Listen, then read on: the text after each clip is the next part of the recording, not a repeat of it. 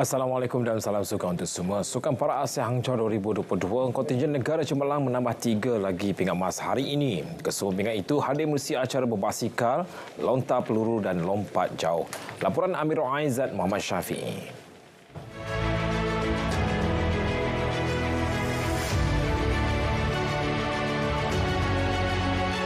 Ini membolehkan Malaysia meraih keseluruhan 4 pingat emas setakat ini, gandingan Nur Suraya Muhammad Zamri dan pengemudi Farina Syawati Muhammad Arnan terlebih dahulu menceriakan kem negara selepas meraih emas dalam acara 1000 meter ujian masa wanita.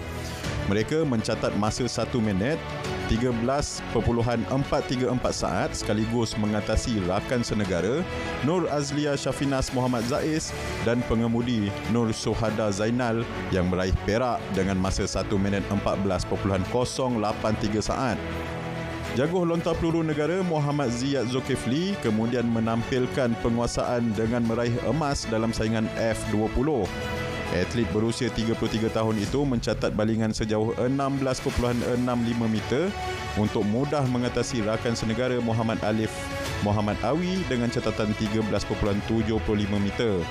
Gangsa dimenangi atlet daripada Thailand, Senepot Bongkong yang merekod balingan sejauh 13.67 meter.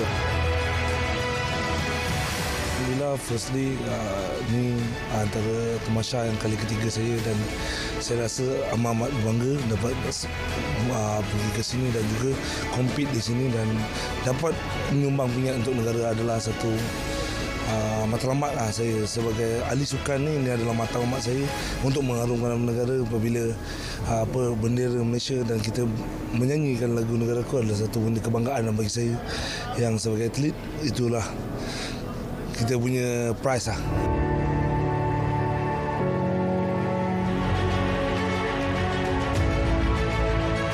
Jaguh lompat jauh para Dato' Abdul Latif Romli seterusnya menutup kilauan emas diraih Malaysia hari ini dengan kejayaan menerusi acara lompat jauh kategori T20.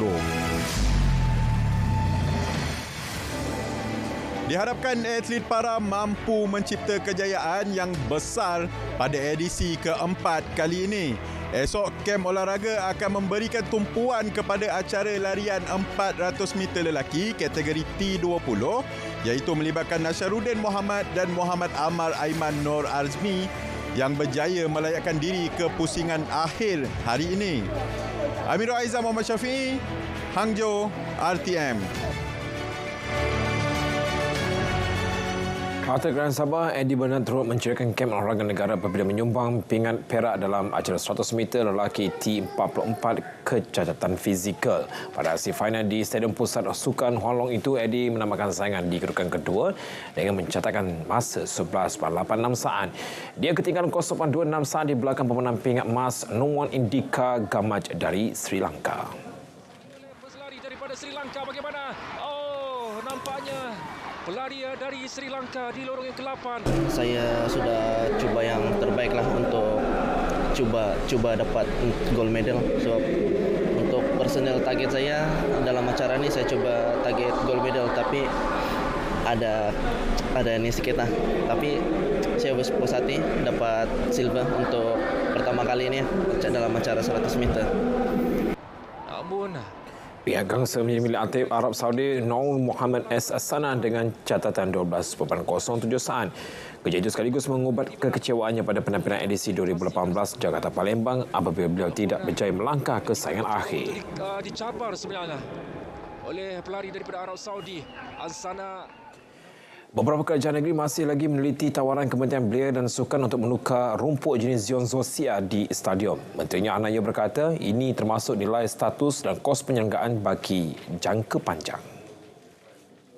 Tawaran yang kita berikan adalah untuk kos rumput sahaja dan mereka tidak kata mereka tidak berminat. Kebanyakan negeri kata mereka nak tunggu dulu untuk kaji dari segi kos penyelenggaraan setiap bulan sama ada kerajaan negeri itu mampu atau tidak untuk teruskan projek tersebut. Ketika ini hanya Sarawak bersedia menerima tawaran berkenaan sementara wilayah Persekutuan, Terengganu dan Pahang tidak bersetuju. Sebanyak RM47 juta diperlukan bagi kos penyelenggaraan rumput berkenaan.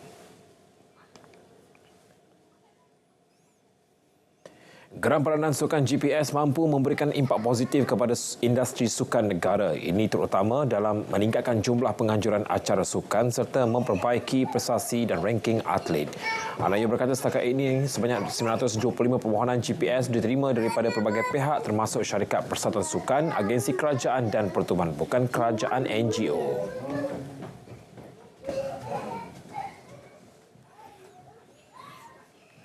Kaedah pemberian dana GPS ini, geran padanan sukan merupakan bantuan kewangan program sukan sehingga 50% daripada kos penganjuran program.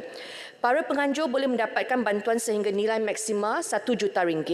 Walau bagaimanapun, bantuan kewangan ini adalah melalui kaedah tuntutan bayaran balik setelah program selesai. Jadi Kementerian Belia dan Sukan memang akan meneliti setiap kos yang diberikan kepada kita dan pastikan tiada pembaziran. Seramai 184 bekas atlet para telah berdaftar dengan Yayasan Kebajikan Atlet Kebangsaan YAKIB setakat Ogos tahun ini. Hanayo berkata ia melibatkan 141 orang lelaki dan 43 orang wanita. Jadi untuk menjawab soalan yang berhormat mengenai perancangan kementerian dalam tempoh masa 10 tahun ini, langkah pertama yang saya lihat adalah pencarian bakat, yang itu sangat penting. Tetapi untuk mencari bakat atlet para ini, kita kena perbanyakkan lagi OKU yang berdaftar di Malaysia kerana klasifikasi untuk mereka masuk berdasarkan kepada kad OKU mereka. Oleh sebab itu, kita kena bekerjasama dengan Kementerian Pembangunan Wanita, Keluarga dan Masyarakat untuk pastikan rata-rata di luar sana mereka tidak lihat OKU ini sebagai satu masalah stigma, tetapi mereka akan perbanyakkan lagi pendaftaran. Sekian saya Martin Hashkli dan berita perdana saya Nazri Fahmi Syukri, Malaysia Madani, tekad perpaduan penuh harapan. Assalamualaikum dan salam sukan untuk semua.